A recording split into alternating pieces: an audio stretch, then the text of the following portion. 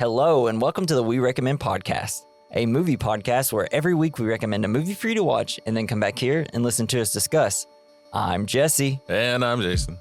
You will die like the others before you. One by one, we will take you. Because this week we recommend The Evil Dead.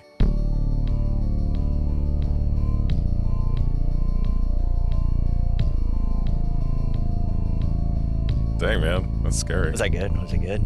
And I never thought you felt that way. got a little about me. possessed. Did it have white milky eyes? Yeah, you're just leaking milk out of your face. Milk, bugs, and grits, maybe? I mean, cottage cheese. I don't know. It's like whenever they're all like decomposing, I'm like, man, I'm kind of hungry. And I want to play with some swand or whatever you called it. Squand. Squand. So, this is a goddamn classic, bro. And this was your first time watching it? Yeah. Hell yeah. It was difficult to watch with the kids around, but I did finally finish it. You finally got through it. Which part do you think would have been the worst part to show your kids? I don't know, all of it. The old tree scene. I don't know, maybe the eyes popping. Oh, yeah. That part was so and the rad. gushing blood. That was so great. So, how much do you think this movie cost? $6? $6? It's actually like $350,000 it costs. Dang. Which it seems like is way too much, but also seems about right. And I mean, for today's standards, when was it made? Like 1981. 81, yeah. Yeah. And that was a lot of fucking money back Sam then. Raimi's first film, who eventually goes on to do Drag Me to Hell, the 3 Spider-Man movies. Oh, yeah. Dark Man, you ever seen that one? I have. That movie goes. And then a bunch of other, well, not a bunch of other movies, really. I mean, after. Wait, is Darkman like the Phantom of the Opera superhero guy? Yeah, he like has wraps around his face because he gets like acid on him, and it's just like a superhero movie essentially. Yeah. Yeah, it rules. It's great. It's kind of like almost like the Invisible Man, but if he just never took up the wraps and he was super ugly inside on the under the wraps. Man, so this movie has kind of been a favorite of mine since I was a child. I probably shouldn't have been watching it, but you know. Yeah, I used to hear my brother talk about it all the time, Mm-hmm. and when I heard the 2 words "tree rape," I was like, "That's too scary for me." Yeah, I remember rewatching watch it ever. when like I didn't watch it, probably for a few years, and then I got to that part and I was like, "Fuck, I forgot about this." Forgot how completely disturbing this is. Maybe we could talk about why that happened. Yeah, Is that how this should get impregnated with demons? yeah, I guess. Because there's a lot I don't understand about this movie. Yeah, well, just think of it as evil is out and about, and essentially, if it penetrates you in some sort of way, it gets you. Okay. That's how I look at it. Like with the knife thing? Yeah. Is that what turns you into a monster? Oh, the knife? No, it was just the words being spoken, and then the little evil camera as it's like going through the woods and stuff. That's what I call the evil point. But then of view. people got possessed, and like dude got hurt, but I thought he was gonna turn into one. Yeah, which one? Ash? Scott? Oh, Scott. He does turn to one at the end. Oh, he does? Towards the end. Yeah, because you see that he like ends up pulling out a tree branch. Oh yeah. It seems almost like the trees are These trees are. These are some evil trees, man. You gotta watch out. Just confused. Yeah. Yeah, I mean, I don't think, obviously, it being made in 1981 and them doing on like a shoestring budget, they're like, we're getting what we can get. But I mean, even if you go further in, it doesn't really explain much in the rest of the films either. It's just kind of, hey, there's evil out in these woods. Yeah. There's evil in them woods. I know, there is. I just didn't understand like the mechanics. Yeah, the mechanics are, there are no mechanics. Yeah, it's just like there's this evil out floating about. Hell yeah. But so this movie, I always think like, oh, Evil Dead, it's so funny and ha ha ha. I remember rewatching this like in college late at night, just like 2 a.m. in the morning, in my room alone, completely quiet, and being like, I thought this was funny. I'm scared a little bit. Just because there's a lot of jump scares, there's a lot of like letting the tension breathe. Yeah. When Ash is just like kind of covered in blood walking around, like staring, like, what the hell's going to happen next? Yeah. Oh, I love Ash. This is the perfect movie to play like in the background at a Halloween party. Yeah. Because you turn the volume down, which I would prefer because that fucking laughing was annoying as hell. I know, isn't it? It's kind of, it reminds me of the Babadook where you have the kid constantly screaming in that movie and it just like, it's so annoying, to the point where you're like, there's so much tension. Somebody kill that child. I'm I'm so stressed out, and there's so much tension that it makes it like worse almost, like in terms of like being scared. It's like, I wish someone would shut this person up. And then they're coming at you with a knife. But I think there's... As children often do. Come at you with a knife? Yes. Oh, cool. I'm not visiting your house ever. Just wear some like armor plating. Yeah. That'd be good. So like I always confuse this movie with Evil Dead 2 because they're the same movie, except one is got a budget and it's crazy. It's crazier and way more goofy. And it's funny because when I was doing my notes, I'd be typing out, it's like, oh, I know what's going to happen. I type out the whole scene, like pause it and type it out, and then I'll watch it. I'm like, God dang it. Back. Because I confuse them all the time to the point where I now have 2 copies of Evil Dead 2. Yeah. Because I think I had Evil Dead 1. Right. Even though I've watched Evil Dead 2, my copy of it like multiple times, thinking like, oh yeah, I don't have it. I think I got one for Christmas. So I asked somebody to get it for me. And then I was like, God dang it, I already own it. What a great Christmas movie. Yeah, it really is. So colorful. I love all the blood and guts during Christmas. But this movie, they should make an Evil Dead Christmas. Yeah, wouldn't that be kind of nice? Fucking awesome. Got to bring a little bit of joy to this holiday season. I know. I will say, I mean, Christmas movies, there's other than Krampus, man, they just do not have a lot of great Christmas horror movies. No, not really. I mean, there's ones that people are like, hey, watch this during Christmas. And I usually watch it. I'm like, yeah, it's a goofy Christmas movie. I get it. Halloween, Christmas movie, whatever. There's a Santa, Evil... Santa. There was Santa Sleigh or something like that. There was like this really bad B movie, maybe even C or D movie that I saw, where Santa was wielding a hatchet. God, it was awful. I think that's one of them that is always put on a list, and then you watch it and it's like, well, I guess I wasn't drunk or high enough for this one. No, you never are. Yeah, you never are. All right, so we're gonna hop into some facts. So, in order to get potential investors for a feature-length film, Raimi created a horror short called Within the Woods, what he called a prototype film, in order to demonstrate his skills as a director.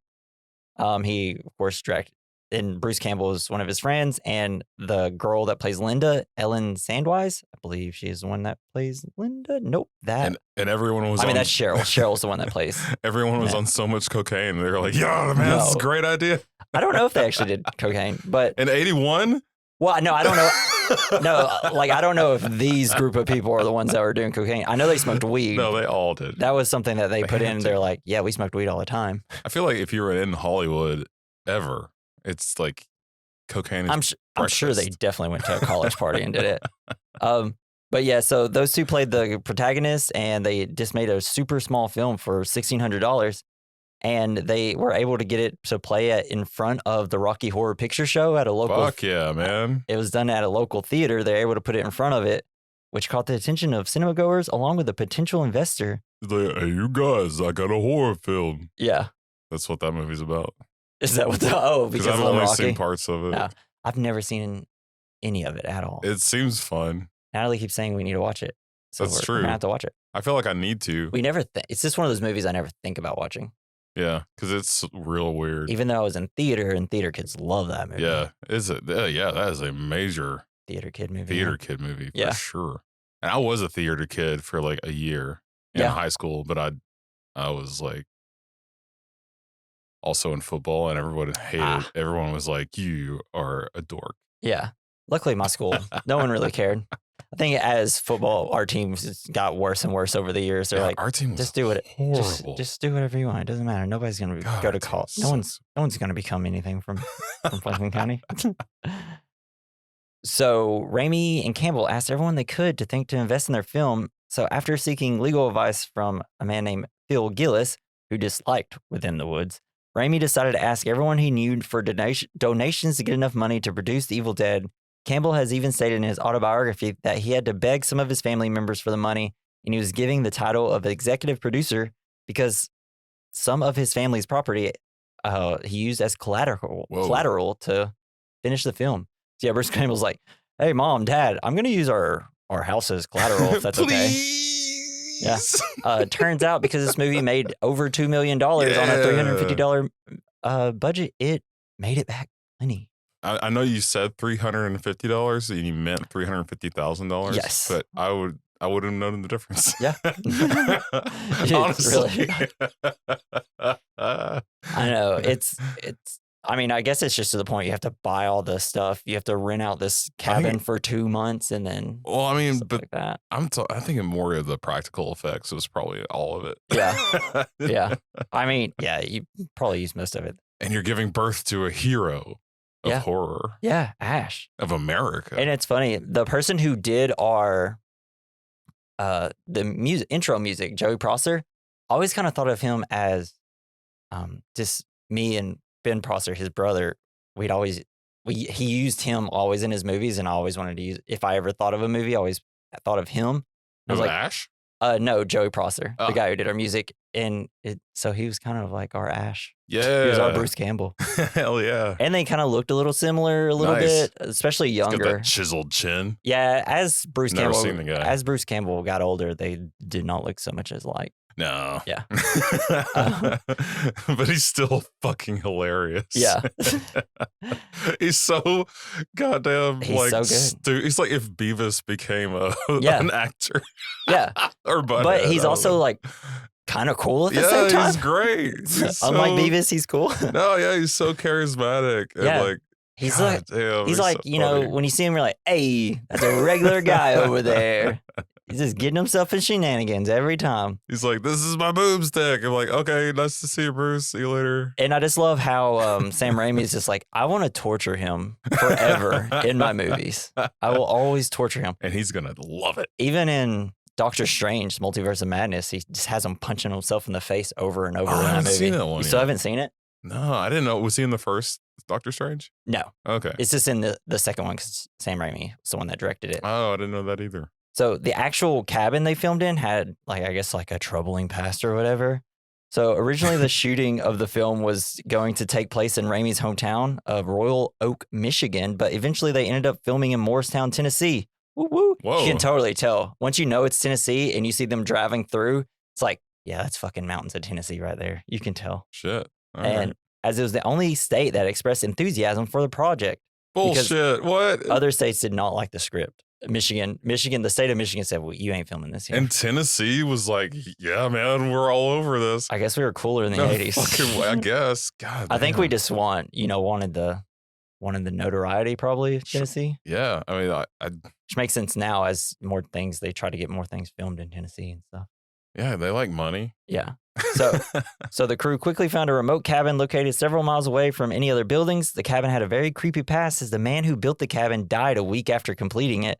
Perhaps more concerning is the fact that the entire crew, consisting of 13 people, had to sleep on the floor of the cabin during production, which drove everyone a little mad. Yeah. Yeah. Yeah.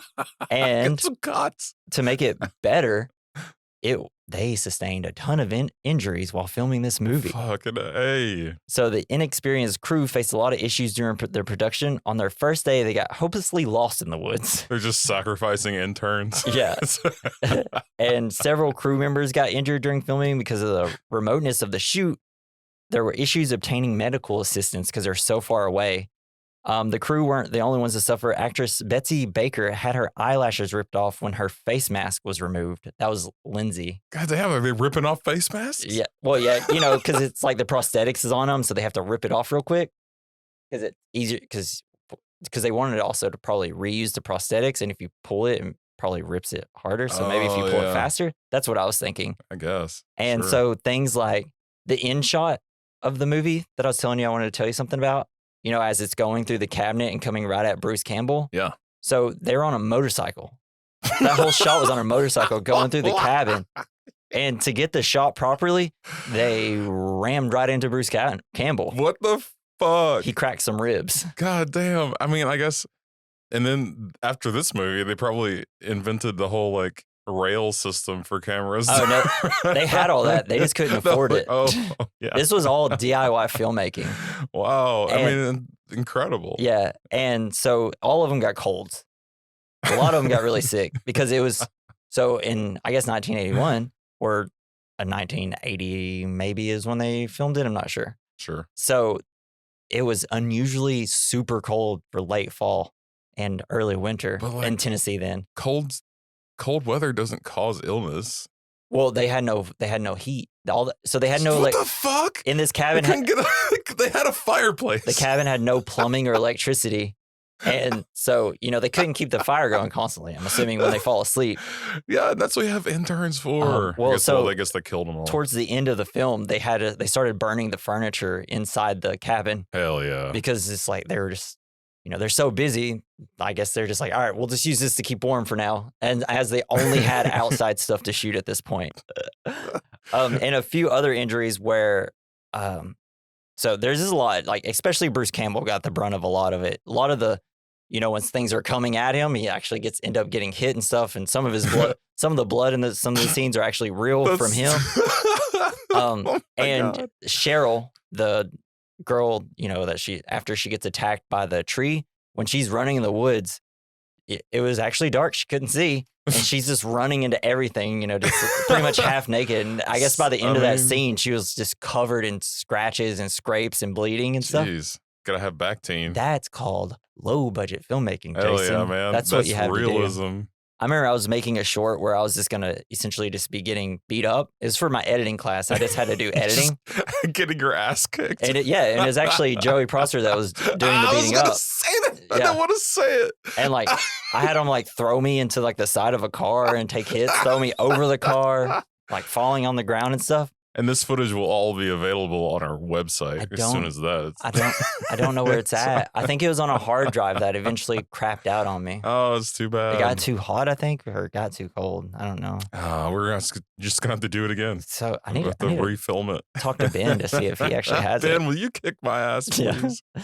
It was really fun. Well, because I took lessons in professional wrestling. That's awesome. In college. That's fucking awesome. So I was like, I know how to land. I know how to take bumps. I can do this. I know how to make my body hit something and not completely destroy it. Hell yeah, man. I did hurt my shoulder when I got thrown into the car. I was like, ooh, I kind of hit it a little too much on the tip there. I didn't hit it square on the the actual side of my arm. Yeah, on the meaty part. I went really right into the bone of it. I dented his car too. Oh. It was a really old car. He was really pissed. He didn't care.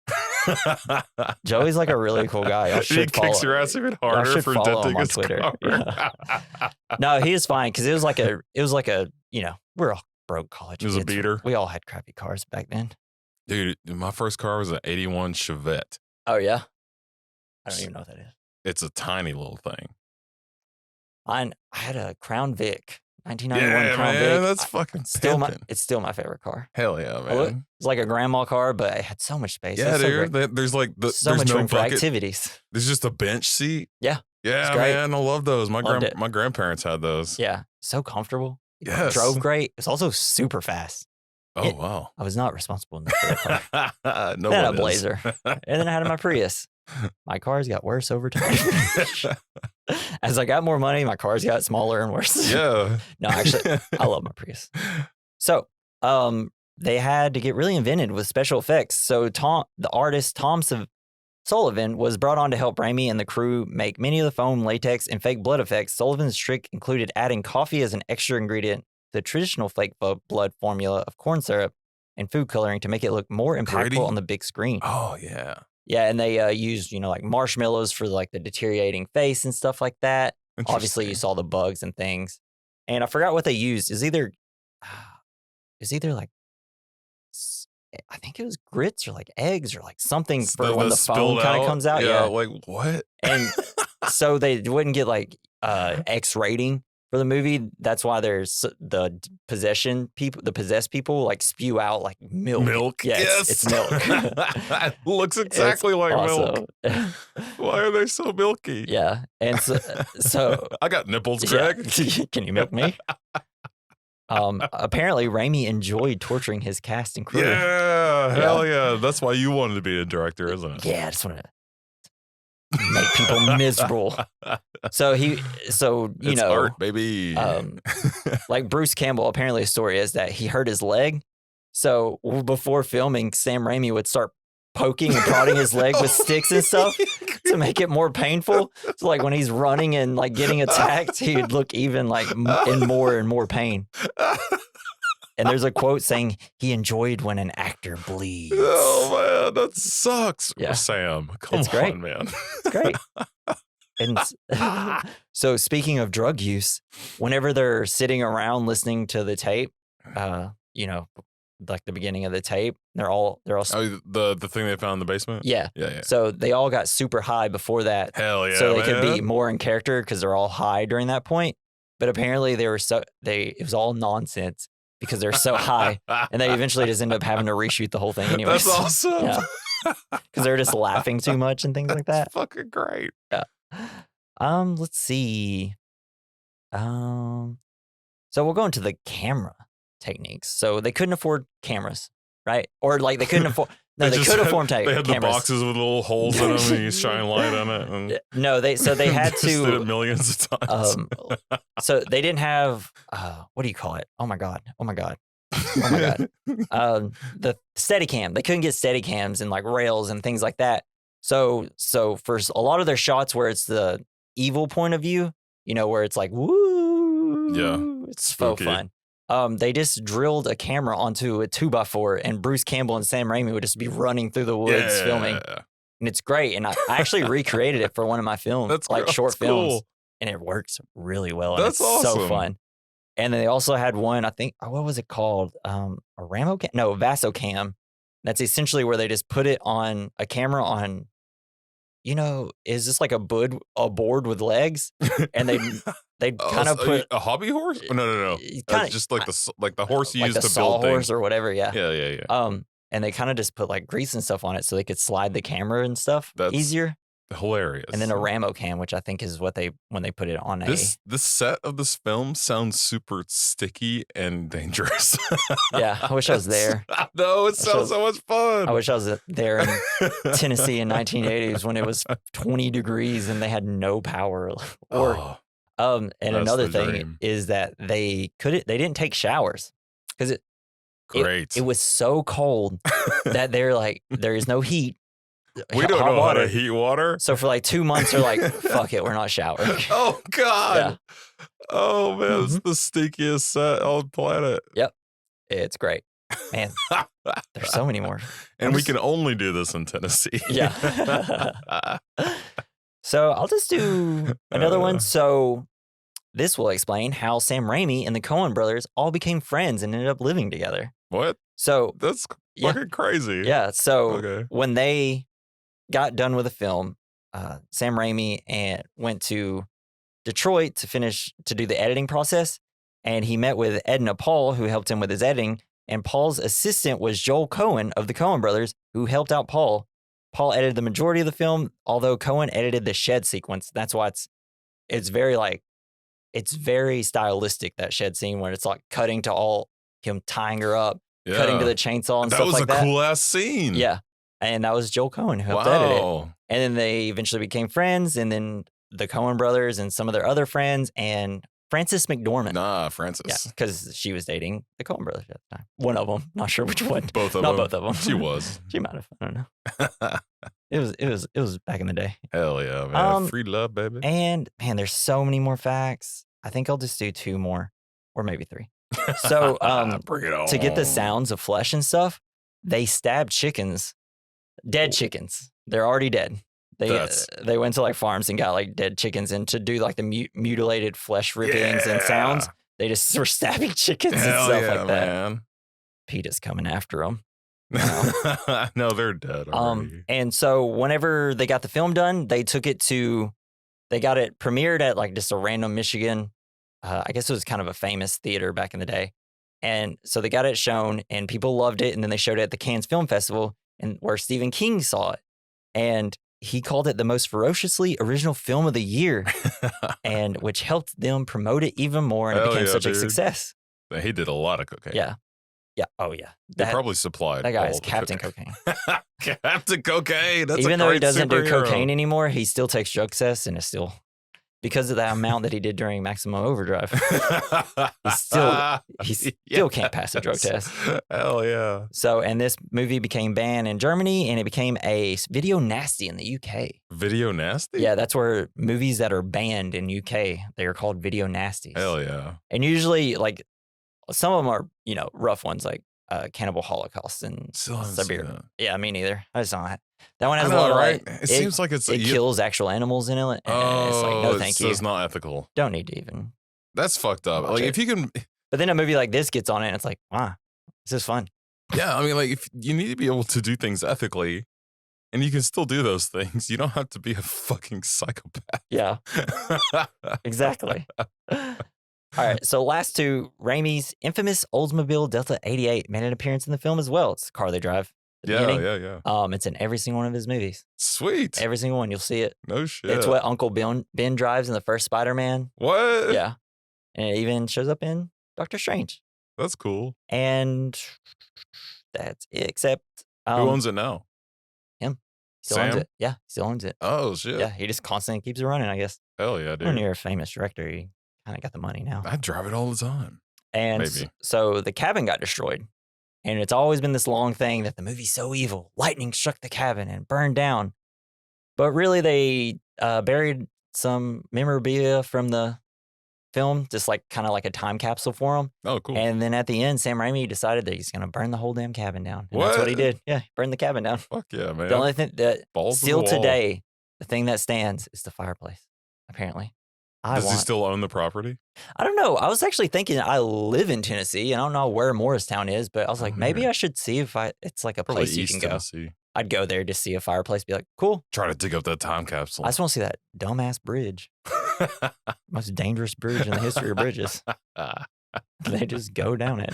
All right, I'm going to run down the cast real quick. There's only like 5 people, so.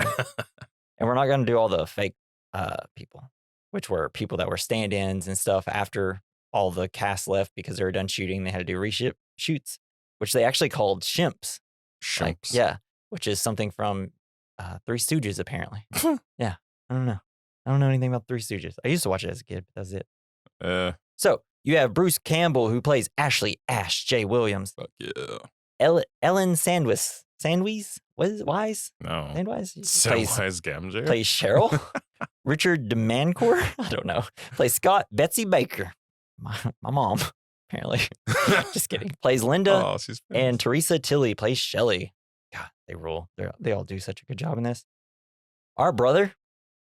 Shall we? Joey. Let's go. All right. Evil Dead. Starts with eerie floating camera over the water.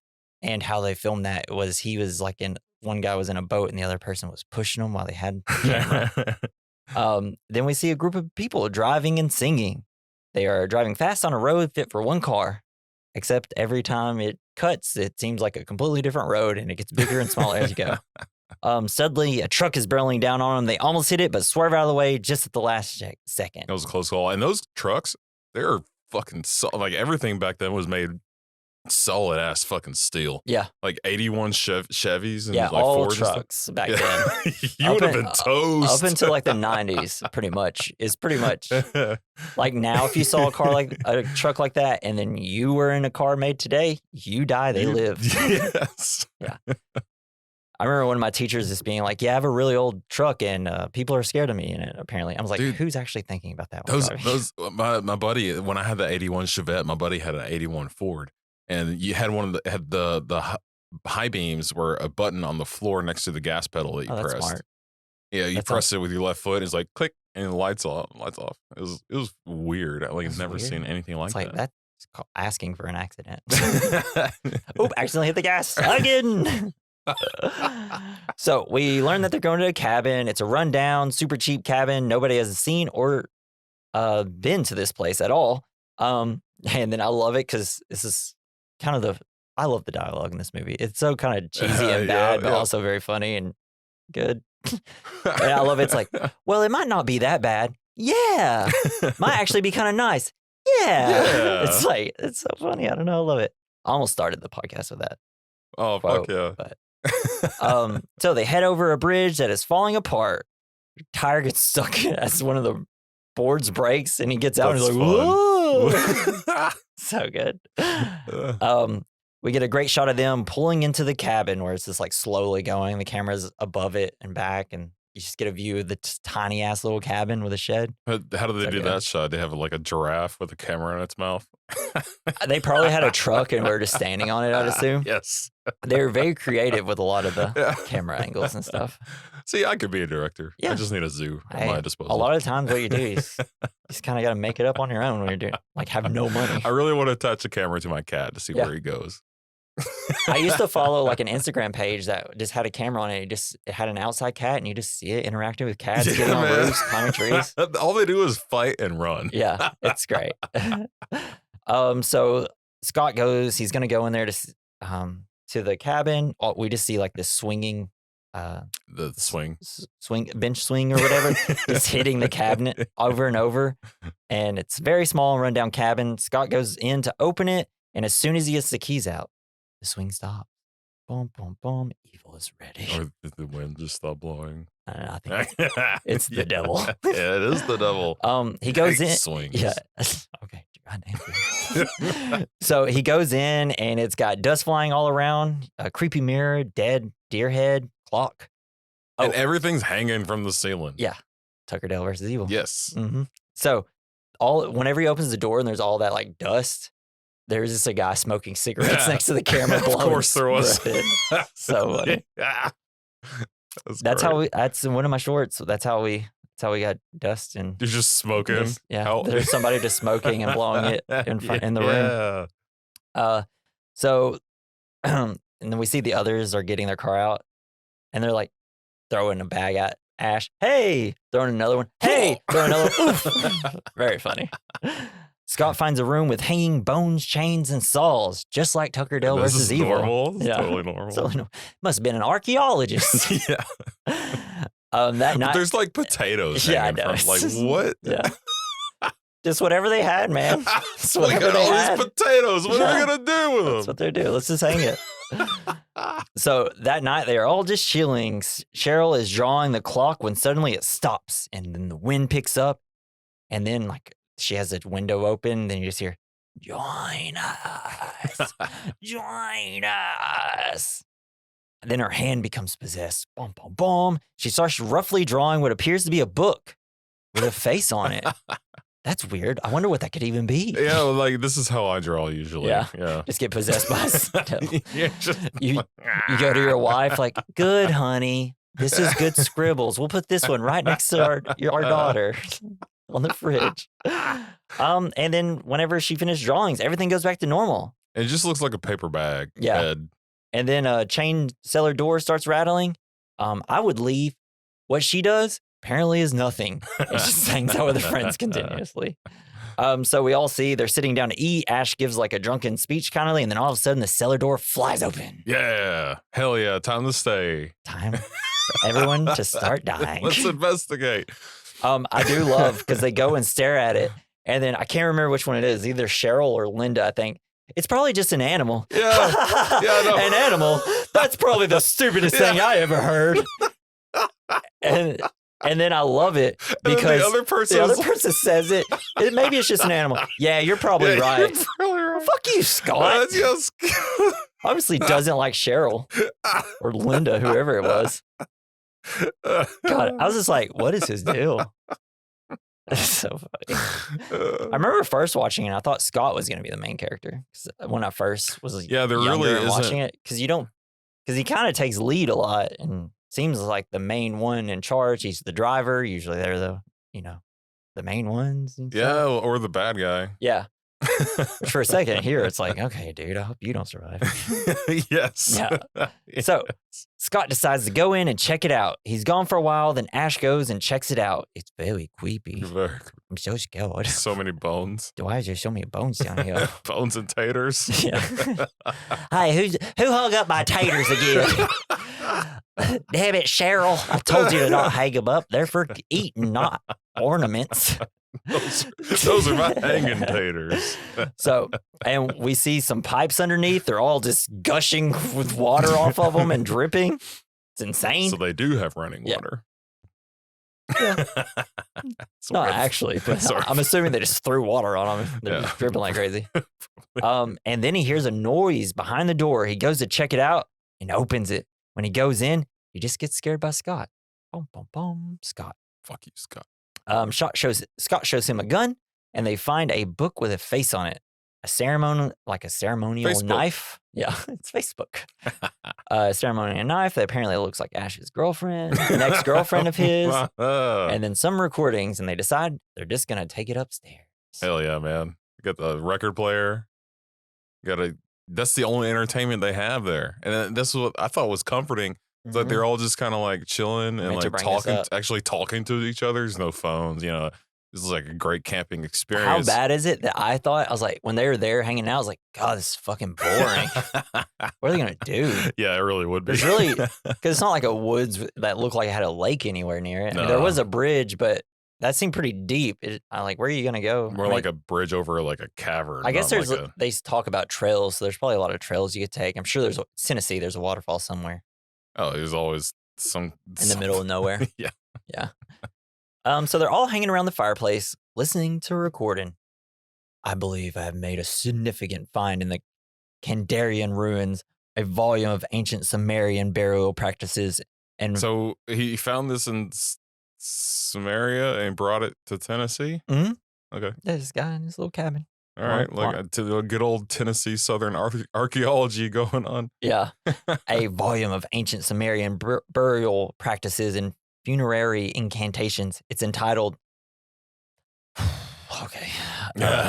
Naturium de Montum.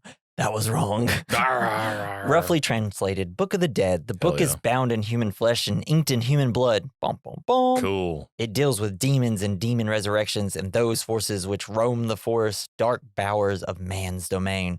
The first few pages warn that these enduring creatures may lie dormant but are never truly dead. They may be recalled to active life through the incantations presented in this book. It is through the recitation of these passages that the demons are given license to possess the living.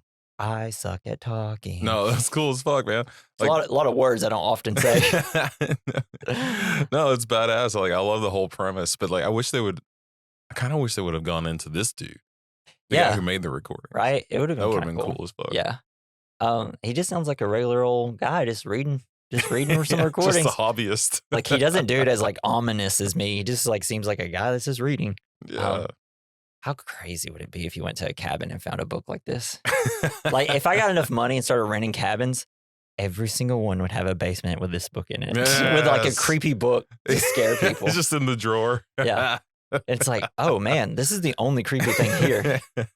And I would just want to like read like reviews. It was a great stay. There was kind of a creepy book though. No, you got to fill the basement with like random objects. A lot of gross writing and drawings in it. So Cheryl gets spooked and turns it off. Scott turns it back on and it starts speaking in another language.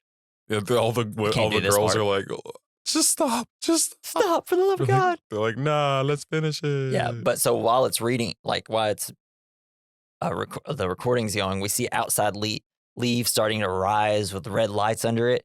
Then all of a sudden Cheryl starts screaming to turn it off and then a tree crashes into the window. Everything's going to be fine from here on out. Yes. And then we cut to this beautiful shot, nice and blurry shot of Ash and Linda sitting on a couch. Can't see anything that's going on almost. They're going to read from the book, but she goes to check on Cheryl first. As he waits for her to leave, we see he has a gift for her. He pretends to be asleep with a gift in hand. And then we have this weird side-eyeing thing going on where he's pretending to be asleep, but he's constantly opening his eyes and she's constantly looking at the gift and then looking at him. Because he knows that she's always picking his pockets. Yeah. And the thing is, it could be really cute, but it's like filmed in such a sinister way. It's like, what the fuck? Yeah, and what is it exactly? Is it a magnifying glass? So it's like a necklace with diamonds on it and a magnet. It looks like kind of a magnifying glass. Kind of a magnifying glass. It's like in all of the Evil Deads after this, I think. Except maybe Rise. I can't remember. Interesting. So he gives the gift to her, and it's a necklace that looks a bit like a magnifying glass. They kiss. So something funny. I took like 10 minutes trying to remember what the name of a magnifying glass. I was just looking up. is the fire starter.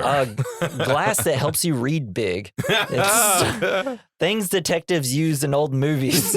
Nothing popped up. And then finally I just sat there like, what the fuck? How do I find out what this is? And I was like, oh, it's a magnifying glass. It just popped in my head after like 10 minutes of trying to remember. You never had one of those when you were a kid? No, I did. You never burned shit with it? I had plenty of them.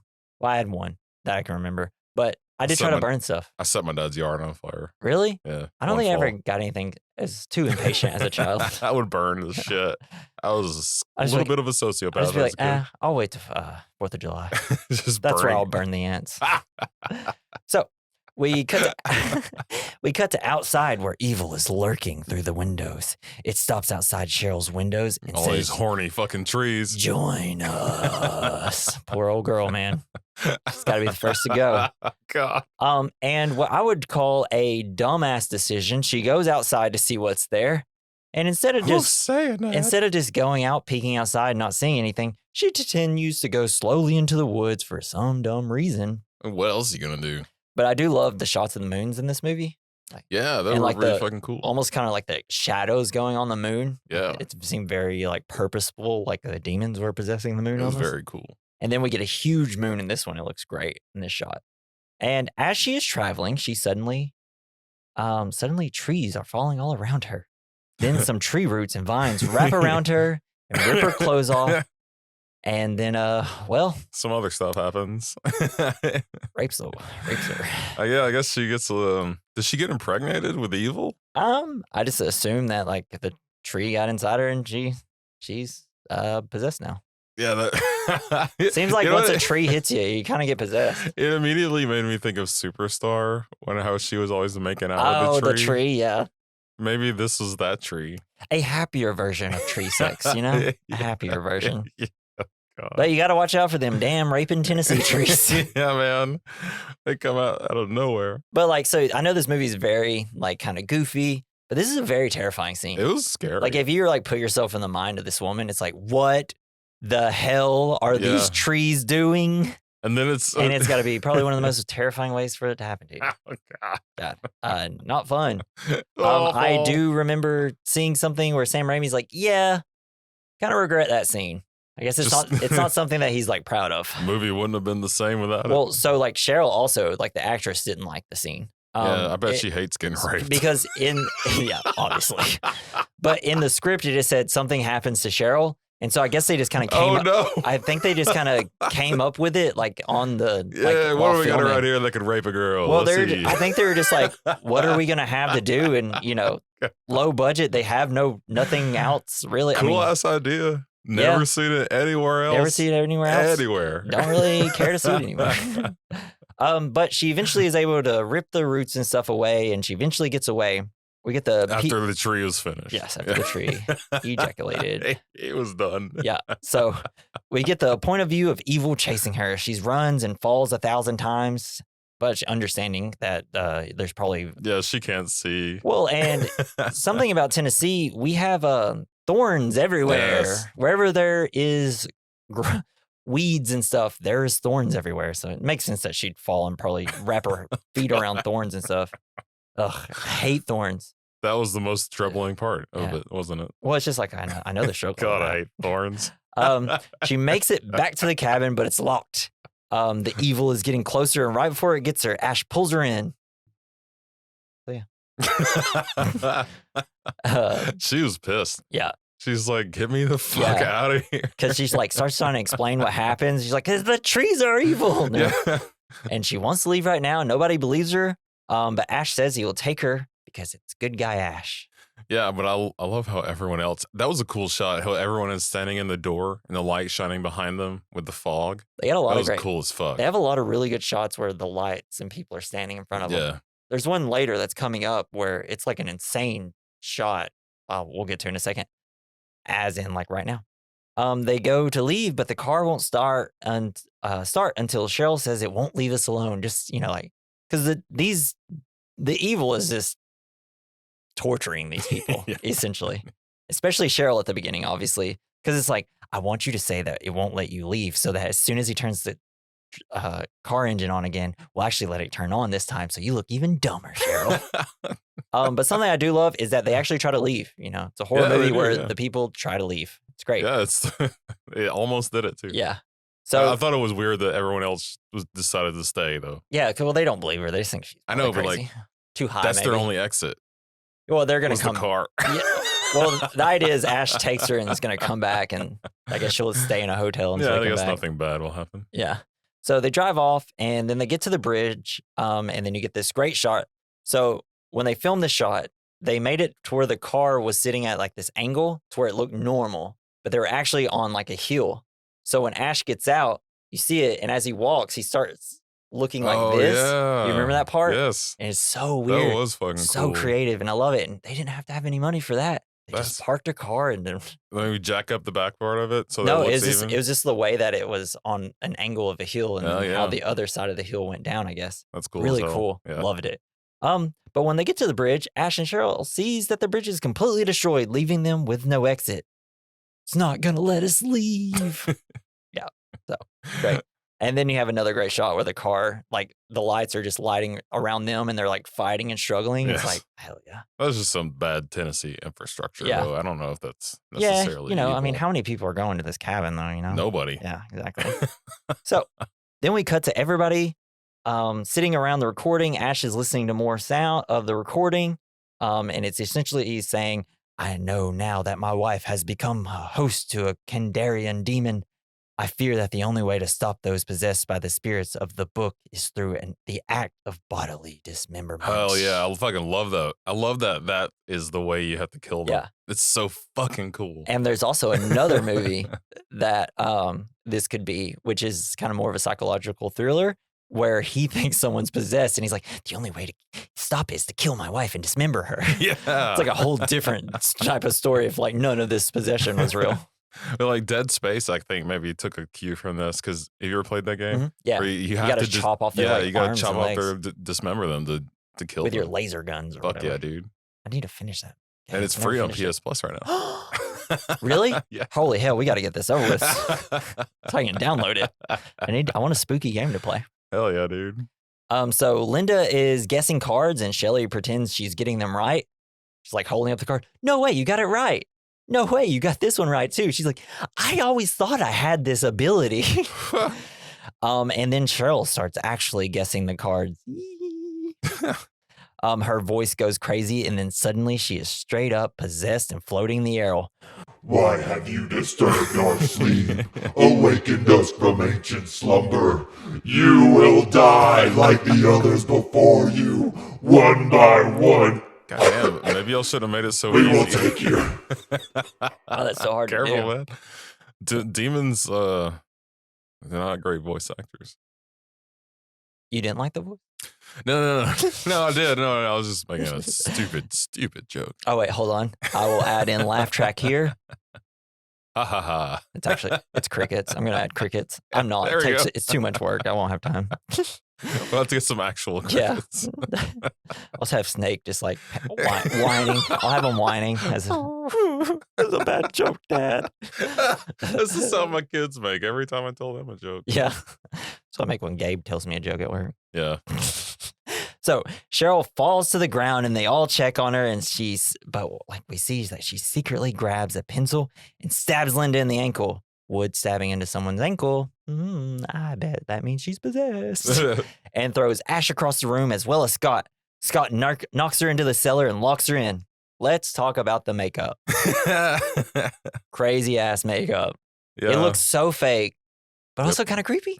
Yeah, I mean, it just whenever you become a demon possessed person, your face becomes just like all dead, decomposed and like melty, and it's great. It's fun. Yeah, it's so fun. I love when they throw her down into the cellar because, they use a doll a lot, like a creepy doll that they made it look like her with all the makeup on. You can obviously totally tell. Like whenever he kicks her into the cellar, when her face is out, he kicks her. It's obviously a doll. And he's using the blunt end, the handle of the axe. Yeah. You put like the sharp end is for that's for hitting things. Yeah, well, they still are like, why is Cheryl acting like this? So they're still not 100% sure that she's possessed. They're like, what'd she? And why do they all have the white paint on their foreheads? Is that I don't know. Just demon stuff? I'm assuming we could probably just say that's the demon stuff, but it's probably whatever, just because that's what they had to do for filming the demons, I guess. So later, Ash checks on Linda, who is sleeping. We get a point of view of Cheryl in the cellar. It's great. I love it when it's just like, and it's like panning around, watching them. Yeah, and like for a minute there, I didn't think maybe they didn't notice that she was looking around, but they looked directly at her. Yeah, they eventually they know that she's fucking around in there. Yeah, yeah, it's great. And you have Scott and Shelly and Ash. They're trying to figure out what to do. Her eyes, for God's sakes, what happened to her eyes? So great. Like lines like that in this movie are so good. And like the lines that I was doing earlier where you will die one by one. It's like, hell yeah. Hell yeah, they will. Yeah. And then we get the point of view of evil again. Shelly says she sees it and it's like lurking outside of their cabin now. It has its sights on Shelly because she goes back into like her bedroom and crashes through her window while she's looking out at it. Scott checks on her and she appears to be gone suddenly. Then he checks the bathroom where she attacks him. After a struggle, he accidentally throws her in the fire. He pulls her out. She's Shelly possessed. Sorry. Her face is smoking. Thank you. I don't know what I would have done if I remained on those hot coals burning my pretty flesh. Yeah. Probably would have burned more. It's so metal. Such a metal line. Yeah. Then Shelly attacks again and tries to put Scott in the fire and then tries to stab him with a ceremonial knife. Scott stabs her with his own knife, though. Then she bites her own damn hand off. Yeah, because he tries to cut her hand off or something. Yeah, something and then like she's just like, well, I'll finish the job I'll for do you. it. And wait, is that when you say, because somehow they do it twice. They stab the demon in the back with the ceremonial knife. Well, he has his own like giant hunting knife and he stabs her first. I know, but like, it's so bad. Yeah. It's what they had to do. I know.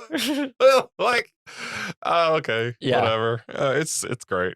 But when she chews her hand off, it drops the ceremonial knife. Then Scott stabs her with it. And oh, yeah. She then screams and eventually dies? Question mark? Nope, she pops right back up. Yeah. Scott chops her with an axe and dismembers her completely. And it's great because during the scene, like blood is just pooling all over the camera, and it's so good. And all the little body parts are moving around. I almost thought it was gonna be for like the scene from The Thing when the head walks away. Yeah. But dude, what I can't wait is this movie is gonna coincide with dismemberment a lot with Return of the Living Dead when we eventually do that. Hell yeah. Yeah, it's gonna be great. Scott says they were gonna bury her. She's dead, but still wiggling though. Oh, like you heard the recording. Mm-hmm. It says you got to dismember them, and that's the only way to kill them. Yeah. Why? I guess bury them. I guess just so you don't have to look at it anymore. They can't get out. I don't know. Sure. So they take her out and bury her. Afterwards, Scott says he is going. He's like, "Fuck your girlfriend. Fuck you. I'm leaving." And he leaves and he's an ass about it. Ash checks on Linda's ankle. It looks fine until the red webbing just completely covers her foot and is rad.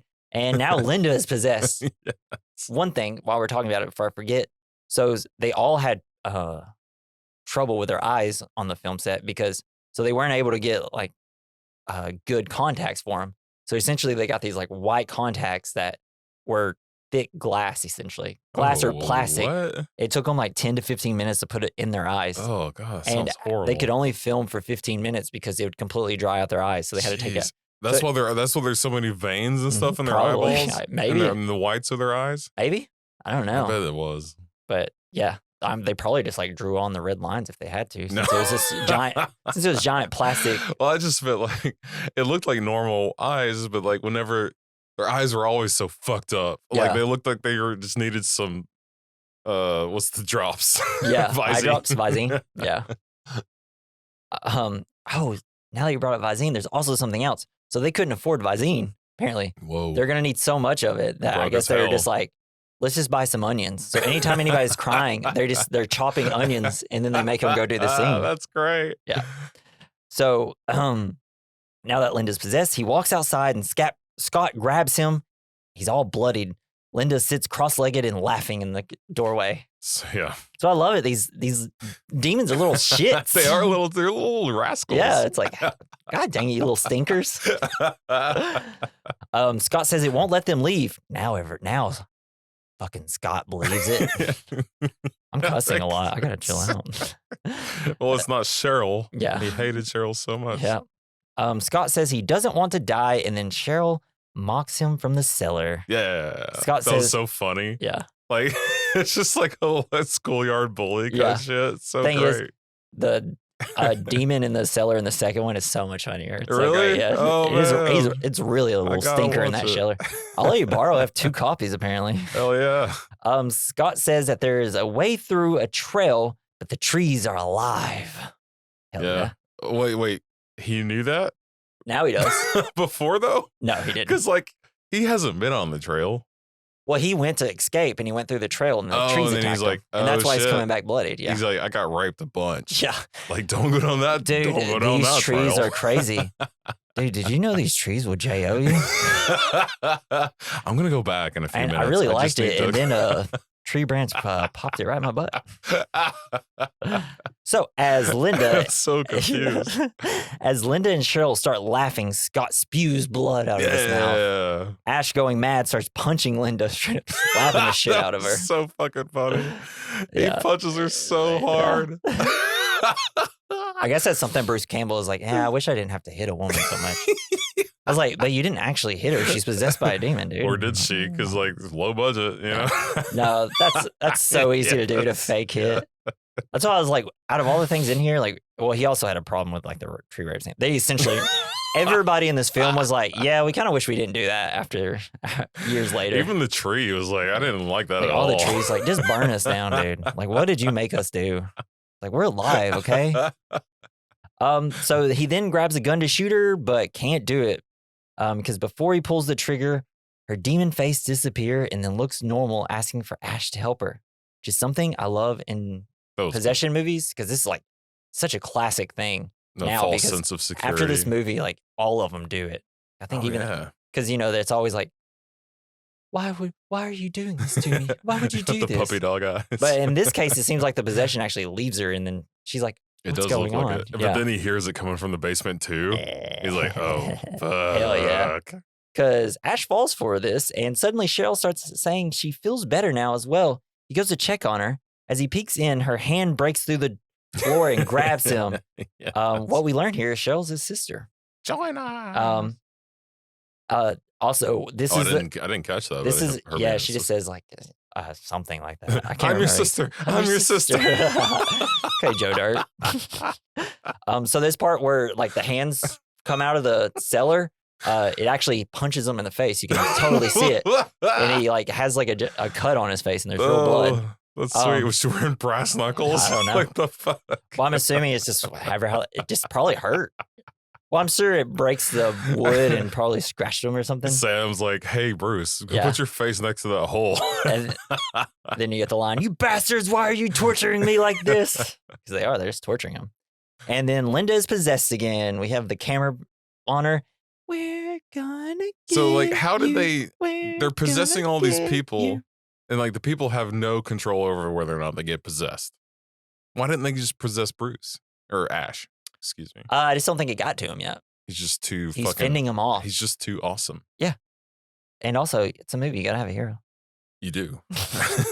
So, he grabs her and drags her outside to a well-lit area in the woods. Because, I mean, it's just, where the lights are coming on. But I just love it. Shining like, when you see the scene, you're like, I bet he's going to put her in the lit part of the woods. Yeah, because you got to be able to see. He then goes back inside. The moon is turning red. He checks on Scott and gives him a drink. Looks like he's straight up dead, though. Yes. It's so funny. And because he's giving kind of like this, like, he's trying to like be positive. Now the sun will be up any hour or so, and we can all get out, that, aren't you? out of here together. You, me, Linda, Shelly. Well, not Shelly. We're all gonna get home together. Wouldn't you like to be going home? I bet you'd like that, wouldn't you, Scott? He's just like, yeah, just water's pouring out of his mouth. Yeah, I love it. Bruce Campbell's so funny. And then we hear Linda laughing outside. He checks. Then she stabs him inside the cabin with the ceremonial knife. Right in the arm. See, like at that moment, I thought maybe he's gonna be possessed because of the knife. It's with a knife though, not a wood, I guess. I don't know.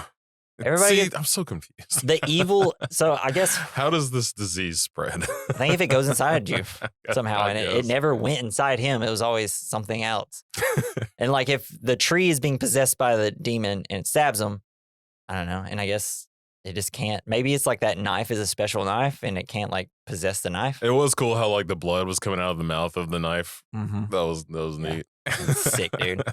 So they fight while Ash makes no fucking sense, but like it's cool. So they fight while fighting while Ash. I'm being possessed here. They fight while fighting. Ash is able to make Linda fall on the knife. She gushes blood out of her mouth. And spits out milk. Yeah, it's great.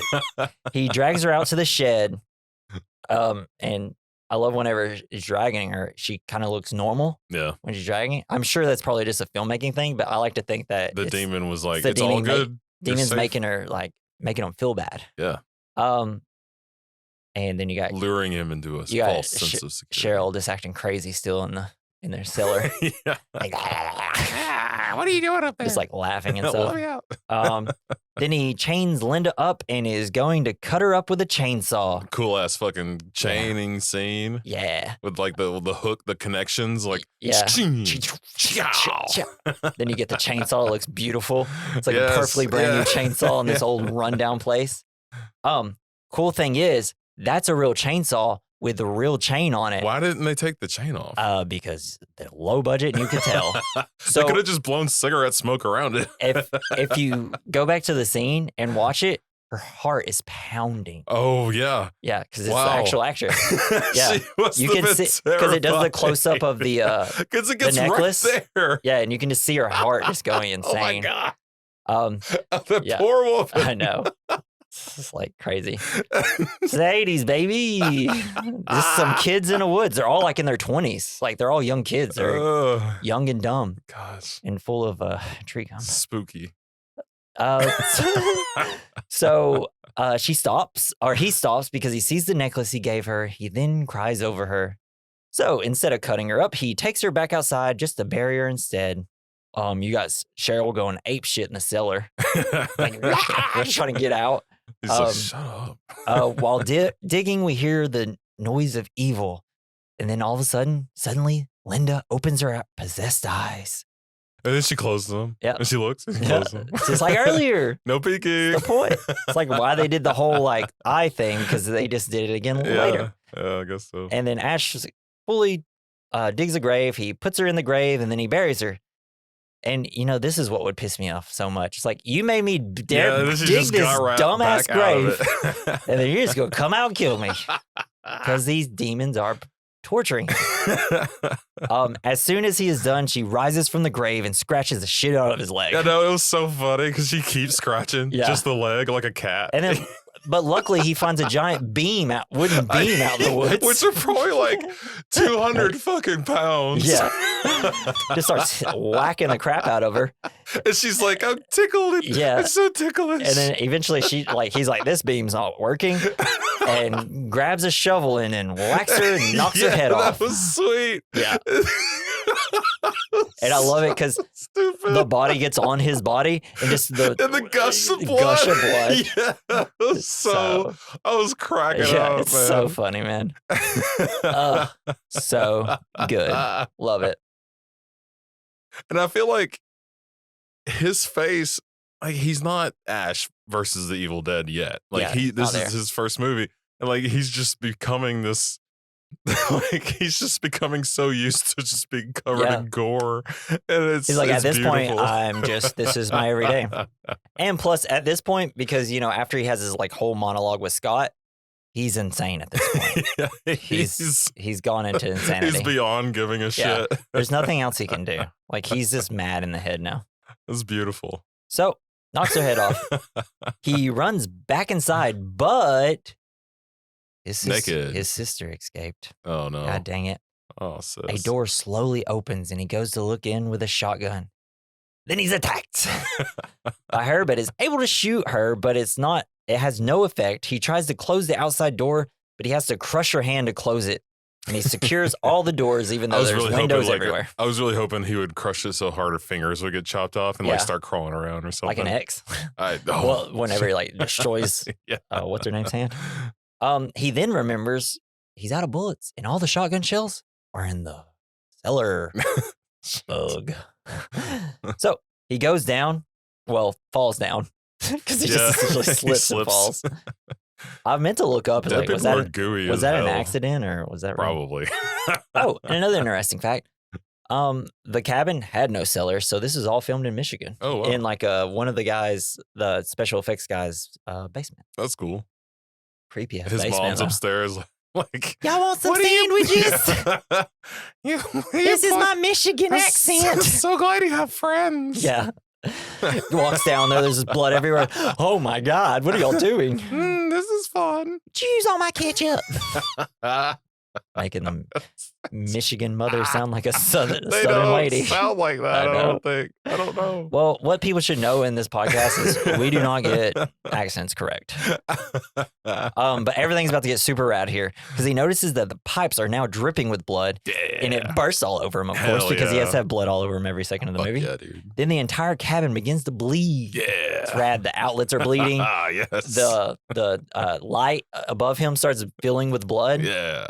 And suddenly music and a projector turns on and the projector fills with blood. And it's like red all over him now as he's reloading the gun. And then the projector and lights explode from the blood. Yeah, too much blood. Yeah. I hate when that happens. Every time I call my electrician over, I'm like, yeah, I don't know. Like, there's just too much blood in my light sockets. It's like, what are y'all putting in my walls? So he leaves the cellar and looks outside. Then the cabin goes buck-ass wild. We got slamming shutters, weird noises, mirror becomes water. He's got a hilarious scream after that happens. Yep. There's something outside the windows. There's footsteps above him. It's only a one-story house. He loses his fucking mind. Yeah. But when in Evil Dead 2, because this is one of the ones where I like typed out, so much more stuff is happening. Like the little deer head on the wall. Yeah. Bro. So good in Evil Dead 2. I'm going to let you borrow it. I can't wait. He then looks at his necklace he gave Linda and everything starts going silent. And it's kind of like a sweet moment like, oh, I used to be normal. And then Cheryl's hands break through the door. Fuck yeah. And Ash gets away. And then he shoots her right in the face. Yes. That was a dummy, by the way. So that was a real shotgun with real bullets. Hell yeah, man. Shooting at a dummy. That's fucking awesome. That would be illegal today. That's so cool. Yeah. Doesn't do much damage though to her. Then Scott wakes up. Oh no! He is also possessed. They fight. Ash buries his thumb in his eyes. Always fun in movies when they do that. The sound, that was like, when that happened, from this point on, the movie is so much better. Yeah. Like the first half of this, until now, like this point, I was just kind of like, oh yeah, this movie's a little fun. As soon as the fucking popping of the eyes, I was like, oh, it's fucking It's time to go. It's all crazy. It's just, we're here now. It gets so much crazier. Yeah. Scott then takes a branch out of his leg and blood gushes from it. Yeah. See, the tree stabbed him. Yeah. And now he's a demon. Then he suddenly starts to smoke and Ash realizes that the book is burning. The book is smoking a cigarette. Hey, Toots, you want to come over here? I got something you can possess. God. So he goes for the book, but the possessed are trying to stop him. Cheryl grabs a wood poker. Scott's just gnawing at his feet like a damn chihuahua. Yeah. And then Ash is using the little necklace as a little lasso to try to get the book. It's so funny. I love how he's being dragged by her and his nails are just like screeching on the floor. And then he's like, oh, wait, let's just get this over here. Yeah. It's her, so good. Cheryl is like walking away with him, but he gets the book and he throws it in the fire. Suddenly everything stops and everybody starts to decompose. What was I about to say? No, it looks like fast motion decomposition. It's great, and it's like you got rubber noises, kind of. It almost looks like claymation, but it's all like marshmallows and things like that burning, I guess, and like shriveling it's fucking up. Sweet. You got tongue stuff starting to happen. It's so weird. I could really relate to that because I got a long, big tongue. I get it. Sometimes you just gotta let that thing out. You got grits coming out of them, snakes, dead snakes, roaches, everything. Yeah, it looks like they threw some roaches on there because one of them's like completely upside down. Yeah, that's exactly what they did. You can't tell me otherwise that's not what they did. They just had a handful, and they're like, "Hey, go gather up some roaches." Yeah, because there's a lot in here, probably. Just out, yeah. Just throw them at the pile. So, and then it appears everything is over. Yay, he survived until giant hands explode out of the dead bodies. Why, I don't know, but it was cool. It was cool. It's like this everyone's body just become a portal, like to hell. Evil Dead kind of explains a little bit. Evil Dead 2. Oh, okay. Yeah. You get a little bit more explanation of some things. Not a lot. Not a lot. But it's rad. Enough to satiate my curiosity. Yes. Curious. So after the hands come out, everything kind of just explodes all over these decompressed bodies, covering ash. Like so much blood. It's like their bodies have they're being shot with guns from the other side. It's kind of exploding. Yeah, parts of their blood body. just oozing and pouring out of everything. Isn't it? Oh, it's so good. So good. So fucking I wish I could do this. I wish I had the. Just need to look it up. Then we start to hear as everything's settling down. Join us. I don't think it would be that cool to join them. It doesn't seem like they're having a great time. Yeah, that's true. I mean, what else do they do other than? We don't know what happens. I mean, if you're possessing people is probably cool for a demon. Yeah, but pretty rad. It's I'm not in hell. Cool, I'm up here. What else do they do? What? Why should I join you? They never asked that question. Let me get out my Ouija board and see. I want to know employee benefits. Yeah. Oh, you should watch the Henry Zabowski show. Your pretty little faces going. Your pretty little faces going to hell. But it's not on Netflix Max anymore. It's on Max. It is on. Well, I don't know if it still is, but it was because it was Cartoon Network. Yeah. So. Anyways, so he gets up and it's finally morning. He steps outside, bruised and covered in blood. Everything seems safe. Limping from actual shooting. Yeah, and Sam Raimi real life taking a stick to his foot every 5 seconds. He can't even go to the bathroom. He's just getting poked. It's everywhere. It's he's just outside going to the bathroom. Then underneath the leaves, Sam Raimi comes out. And you even have birds chirping now. The music swells. It's all over. But then we get a shot of a leaf. And it's an evil leaf. We're at the POV shot of an evil coming for Ash, and it goes through the cabin and straight for his face. The end. Because they're not really supposed to be able to survive in the sunlight. And you think, why? Well, now that the sun's out, he's safe. Hey, demons are I don't know. We're from hell. It's kind of hot, so we're pretty used to this. But I do, and that's one of the things I love. I mean, we can get into it with the good, bad, the ugly. Let's just go ahead and do that. Yeah. Let's hop into our first category: the good, the bad, the ugly, the fine. So we talk about the good of the film, the good, the bad of the film, the bad, the ugly, something that didn't age well, the fine, something that did age well. What do you got for the good, my man? Okay, so since you're excited, I was kind of excited about it. The good I thought was that you have demons, but there's no. They don't have to fight them with holy bullshit. Mm-mm. It's just these people versus evil. Yeah. And there's the only things that they've got real tangible ways of fighting against them. And I really like that about this movie. I thought it was very interesting. It feels like you actually kill them. Yeah. You just dismember them. Not with magic, but with, you just got to make sure they can't move anymore. Well, I guess the book burning is magic, but it makes it so one-sided. Mm-hmm. And that makes it so much worse for the protagonist. Yeah. You know what I mean? There's he's only got what he's got around him to fight against this shit. He doesn't have, anything else. That was really that's a good observation. I didn't even think of that. I was like, oh yeah. I'm so used to watching so many horror movies. I'm like, never think about it. Yeah, they just put up a cross. And whenever he was after he buried Cheryl, there's crosses, the tombstones. Yeah, they made their own crosses and stuff. Yeah. So I thought, he's trees. Yeah, I was just surely he's just gonna reach for a cross and that's gonna, but no, man.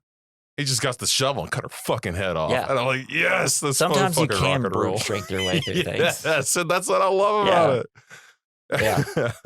Yeah. So what I got for the good? Everything. Warts and all. The warts make it better. No, I really do love this. It's just, especially as like someone who wanted to be an aspiring filmmaker. Yeah. It's just like, mwah. It's like, dang, anybody can do this. Even back then with like crappy film cameras, like 8mm or 32mm, whatever they filmed it on. Like 16mm is what they filmed it on. And they bumped it up to like 35mm. After. Oh, for the second one? Yeah. Well, no, for, theatrical release and stuff. Oh, okay. Which is probably why there's, a lot more like the quality probably doesn't look as good because usually if you blow something up, it's like not as good looking. Yeah. When you blow things, like I don't. You go on your computer and you blow up a 720 picture it looks like shit to HD, and it's like, oh yeah. But yeah, it's just the whole fact that this film exists is great. It's so good. It's also great. I feel like entry level horror. Yeah. Kinda. I don't know. It's just fun. Pretty rough. It's just like spooky fun, except for the whole like tree thing. Yeah. Yeah. If you watch it on TV, they cut it out. So if you let your kids watch it on like AMC, which it comes on all the time, I think during this time. No kidding. You could probably let them watch it. I wonder what also, else no nudity if that's something. Yeah, that you don't like that your was kids barely to see. even. Yeah, which I will always say, you're watching a horror movie. Don't be stuck up about nudity because you're seeing people die. Yeah. Death is not. Nudity is not worse than and death. if you do see nudity, you should say thank you. Yes, be like, I'm glad you showed me those. And the women should say the same thing to the men. I'm glad you showed me that. Yeah. As long as it's all consensual. Yes. God, we're going into way too much stuff here. We're just supposed to be talking about a fun little horror movie. Too much talk about this. So I'm going to go to the bad, and I'm just going to tell you this. Absolutely nothing for me.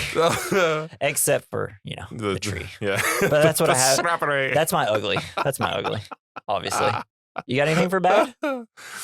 I mean, a lot of it's technically bad, but it works. It's so much fun. I could see, just people thinking it's a little too boring at first. This is like a perfect Halloween movie. But I mean, for an hour 25 movie, hour 25-minute movie, like, yeah, man, it's pretty quick. It gets to it quick. I thought it was beautifully tacky at some points, but it's just, and like the whole, if anything's bad, it was like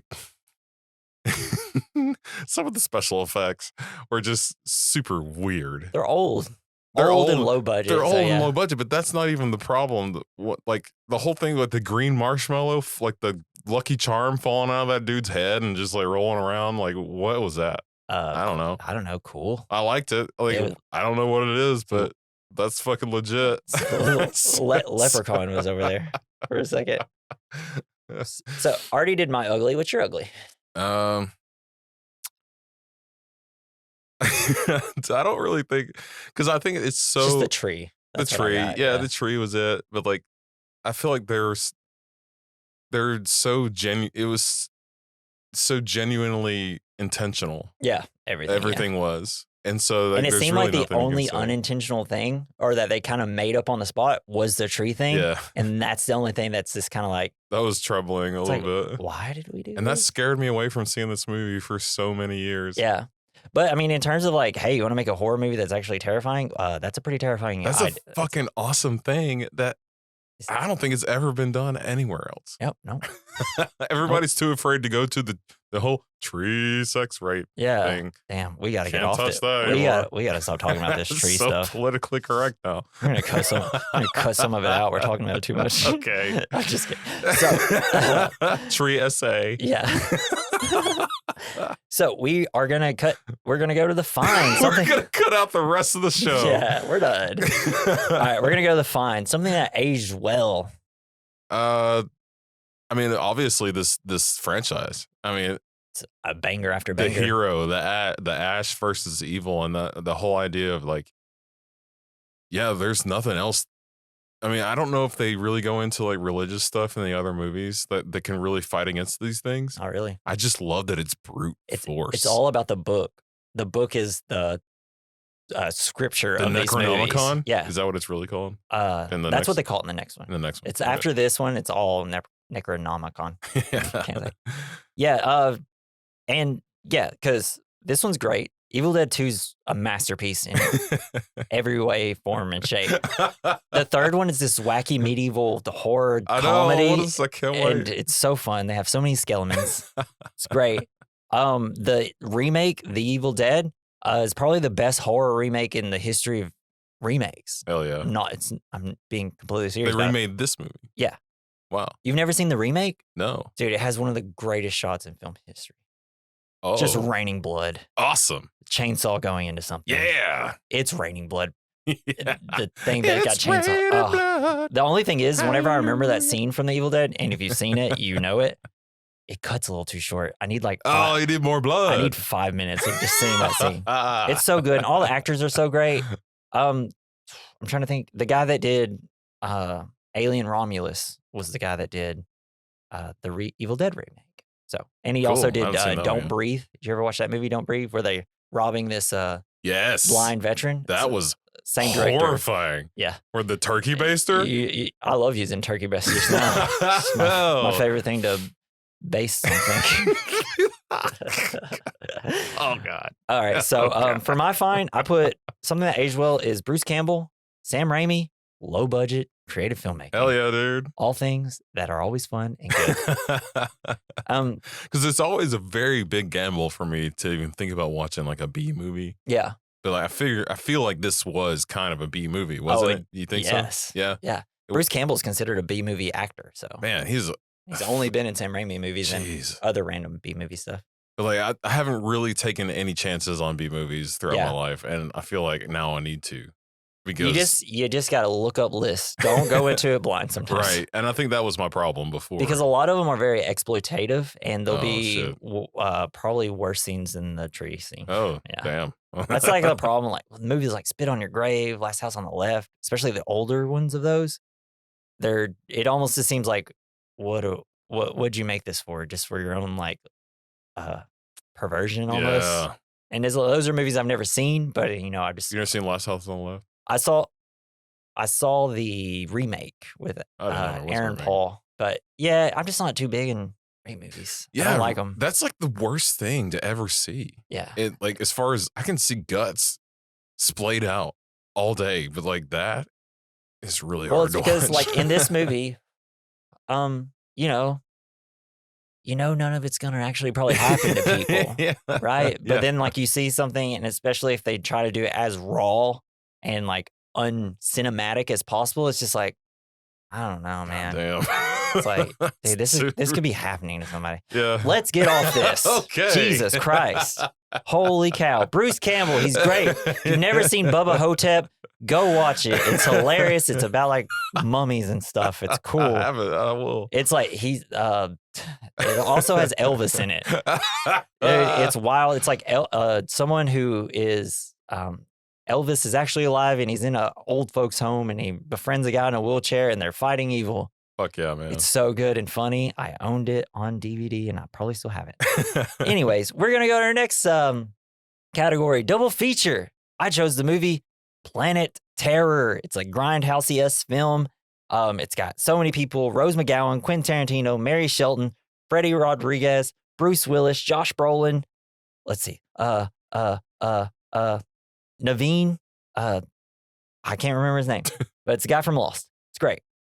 There's even more people. Danny Trejo's in it. Oh yeah, fuck yeah. Oh wait, I don't know if he's actually in that or if he's in the trailers before the Grindhouse stuff. If you haven't seen Planet Terror, it's awesome. There's a girl, leg cut off. She's a stripper. She uses a gun as her leg. I've only seen the commercials, and it looks awesome. Bruce Willis is great. Everybody's great in it. It's directed by Robert Rodriguez, and it comes as like a double feature with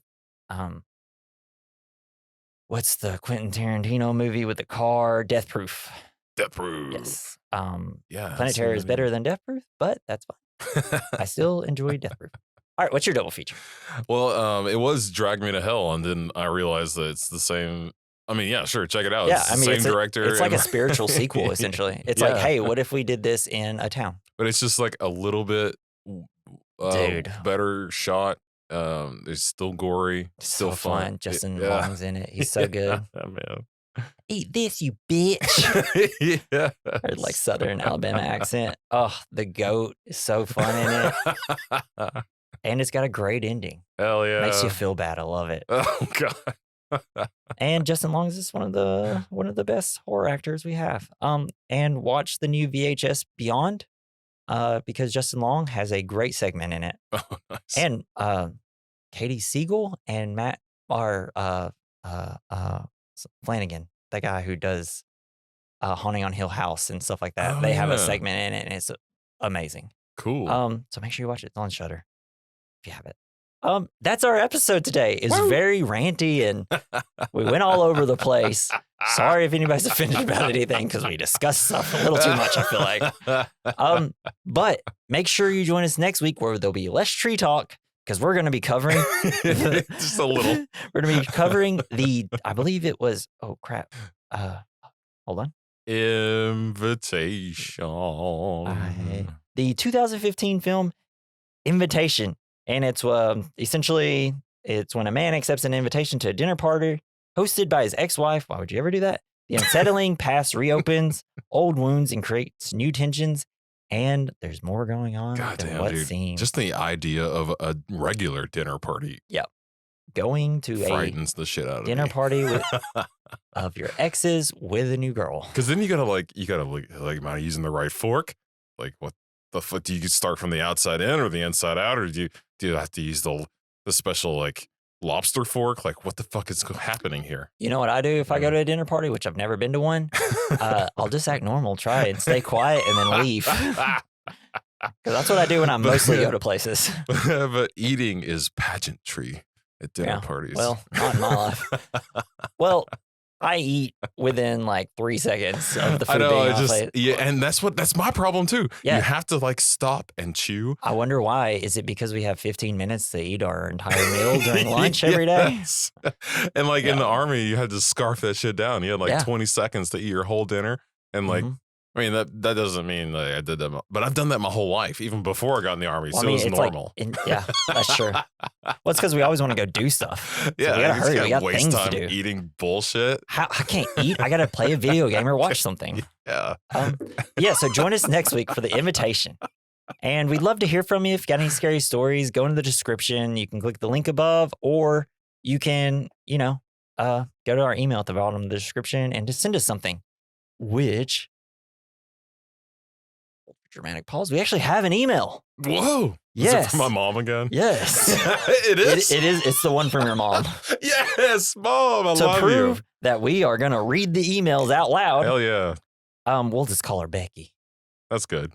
That is her name. As a mother, this is talking about Tucker Dale versus Evil. She says, as a mother, it's like wanting to tell your kids to stop running with scissors. Hilarious. And then it says, please review Mars Attacks. Yes. So that is what we will do. Thanks, Mom. In November, we're going to do Mars Attacks. So thank you for sending this email, Jason's mother. And you know what? We'll just say also, my podcast mother-in-law. Yeah. So that's weird. Send us some emails and we'll read them. There's proof that we'll do that. Also, leave reviews, and if you leave one on like Apple and actually leave a comment, I'll read it on the thing at the end of the show. So, fucking do it. She looks beaten down just from no one responding. Yeah, it's okay. It'll happen. Let's not be too sad about it. But so join us next week.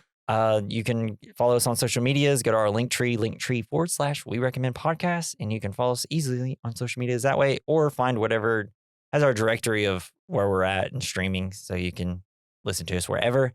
Thank you, Joey Prosser, aka R Ash, for our intro and outro music. He's great. He's talented. Go follow on X at Mr. Joey Prosser.